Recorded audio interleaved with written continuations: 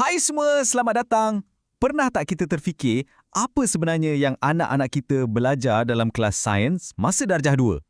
Okey, hari ini kita nak bongkar sikit pasal kemahiran-kemahiran asas yang jadi macam tapak permulaan lah untuk diorang berfikir macam seorang saintis. Dan ini bukan setakat hafal fakta tau, tapi lebih kepada cara berfikir. Cuba kita fikir sekejap. Adakah kelas sains tu cuma pasal nak ingat nama-nama planet atau hafal bahagian-bahagian bunga? Sebenarnya, kurikulum zaman sekarang ni ada matlamat yang jauh lebih besar daripada tu. Inilah dia matlamat utama dia untuk membina fikrah sains. Benda ni bukan pasal apa yang awak tahu, tapi lebih kepada bagaimana awak berfikir, berkomunikasi dan guna ilmu sains tu dalam dunia sebenar. Inilah teras perbincangan kita hari ini. Jadi macam mana kita nak bina cara fikir yang hebat macam ni? Mestilah bukan dengan magic kan?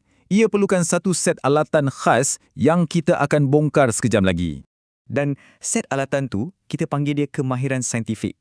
Inilah asas yang membolehkan anak-anak kita bukan saja belajar tentang sains, tapi juga buat sains. Set alatan ni pula ada dua bahagian utama. Kita boleh bayangkan ia macam si pemikir dan si pelaku. Dua-dua ni kena bekerjasama baru boleh hasilkan sains yang mantap. Okey, macam yang kita boleh nampak, di satu sisi kita ada kemahiran proses sains. Ini kita boleh panggil otak operasinya lah, cara kita berfikir macam saintis. Di sisi lain pula, kemahiran manipulatif. Yang ni macam tangan dia, cara kita bekerja dengan alatan dekat makmal. Satu pasal fikiran, satu lagi pasal perbuatan. Dua-dua ni sama penting tau. Okey, jom kita gali lebih dalam. Kita mulakan dengan set alatan yang pertama, iaitu macam mana nak latih minda kita ni supaya berfikir macam seorang saintis sebenar.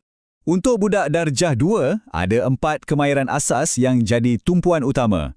Memerhati, mengelas, mengukur dan berkomunikasi. Inilah langkah pertama diorang nak jadi penyiasat cilik. Jom kita tengok satu-satu dengan lebih dekat. Yang pertama sekali dan mungkin yang paling asas ialah memerhati. Ini bukan setakat tengok dengan mata tau. Ia sebenarnya kemahiran guna semua deria kita. Penglihatan, pendengaran, sentuhan, rasa dan bau untuk kumpul maklumat pasal dunia sekeliling kita.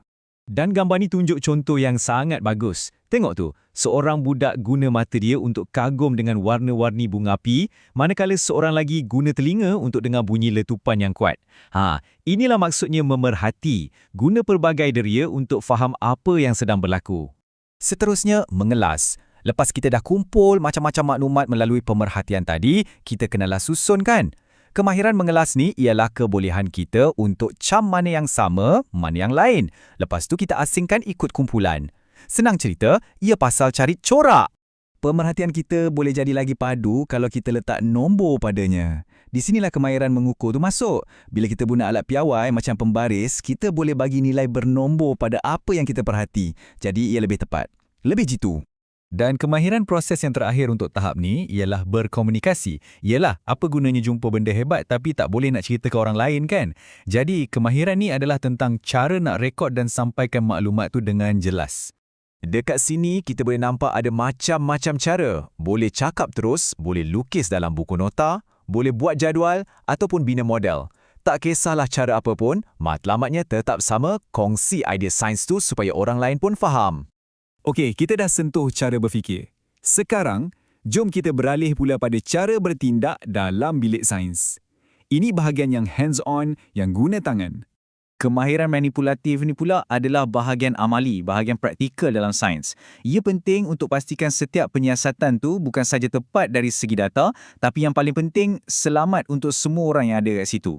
Ada 5 kemahiran utama kat sini. Pertama, guna dan pegang alatan tu betul-betul. Kedua, kalau ada spesimen, ialah macam serangga ke, daun ke, kendalikan dengan cermat. Ketiga, lukis balik apa yang kita nampak tu dengan tepat. Dan akhir sekali, ni penting sangat ni. Lepas guna, bersihkan dan simpan balik semua peralatan tu elok-elok. Selamat. Jadi, ia macam satu kitaran lengkap lah untuk kerja amali sains. Jadi persoalan paling penting sekarang, kenapa kita kena fokus sangat pada 2 set alatan ni? Jom kita kaitkan balik semua ni dengan matlamat besar kita tadi. Sebenarnya kan, kemahiran proses sains dengan kemahiran manipulatif ni adalah kemahiran hidup. Pandai memerhati, pandai susun maklumat, pandai guna alatan dengan cermat. Semua ni adalah kebolehan yang sangat-sangat berharga, tak kiralah apa pun kerja kita bila dah besar nanti.